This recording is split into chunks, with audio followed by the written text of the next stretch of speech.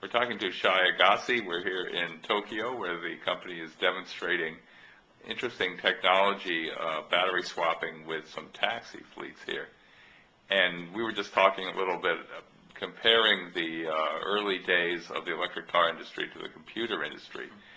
And the idea is, are we going to see batteries that are basically like plug and play? You'll be able to take a battery pack and just stick it into an electric car. And right now, I don't think we have a lot of standardization of batteries, but are we going to evolve towards that? Well, one of the things you have to realize, and I want to put a caveat around it, we don't assume in Better Place that there will be standardization of packs. We assume that, at least for the early days of the industry, every car maker will pick their own pack and will put their own BMS inside, and will have a different form or shape or whatever it is. Most players in the early days will try and fit a pack into a sort of a cavity in the car that fit before a gasoline drivetrain, an ICE car that was modified. But if you look at the tiering that happens in the industry and you look at volumes, some players will get to volume very fast. Our order to Renault of 100,000 cars gets every component that is in that car, and there are about six major components in the drivetrain, into very high volume. And that high volume means you can pick it off the shelf from a tier 1, from a Continental or a Magna or one of the tier 1s. It's been warranted, it's been tested, it's been debugged, it's at high quality, and it has interfaces to the other components. And so you're going to start getting, even if there's no standardization by definition in the industry, de facto you're going to get tiering and standardization as a result from that, which is what we're seeing with the gasoline cars. I mean, you find some specialties, and the BMW, X5 will not use a small diesel engine from Suzuki, but if you go sort of down to the commonly used cars, a lot of the components are the same. And so I think that as the industry matures, and as you're going to get to sort of the 2013, 14, 15 generations, there's going to be a lot less differentiation at the component level, a lot less art form in sort of the art of the battery. There'll be sort of certain things that work. We'll learn that we need thermal management for a battery, that a battery without thermal management is not going to be able to perform as good as the customer wants. But even that will sort of come in a standard component. There'll be air conditioning that we get off the shelf that will HVACs that will start working sort of in volume and in simplification. And the first volume players will dominate the market for components.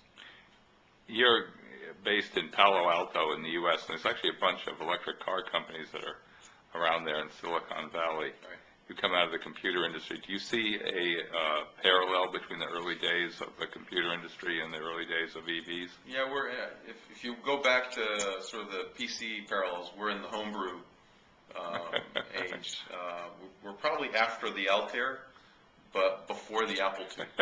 Before the Apple II. And in a sense, if you sort of look back in those days, the Altair, I think, sold in hundreds, very few thousands, sort of what Tesla does today.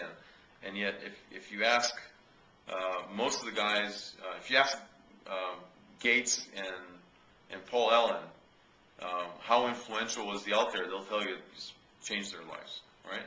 And it's the industry that comes after those first movers. And sometimes it is the first movers. I mean, Jobs is still in the industry today.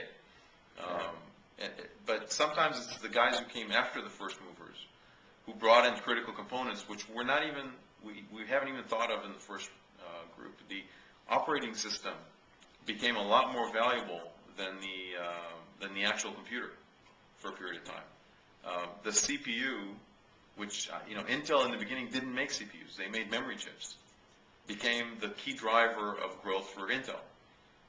And some of the players who we thought are going to dominate the market, IBM PC, don't even make PCs anymore. So that there's going to be a lot of turmoil. We're really at the early stages of the industry, and there will be players. I mean, if you go back to the PC industry, we're sort of moving from the minis to the personal computer. When PCs happened, it was almost obvious for everybody that the mini guys are going to be the guys dominating the PCs. It's names like Wang and Burroughs and Olivetti and digital equipment, and all these guys were in the Mini, really faltered when it came to PCs.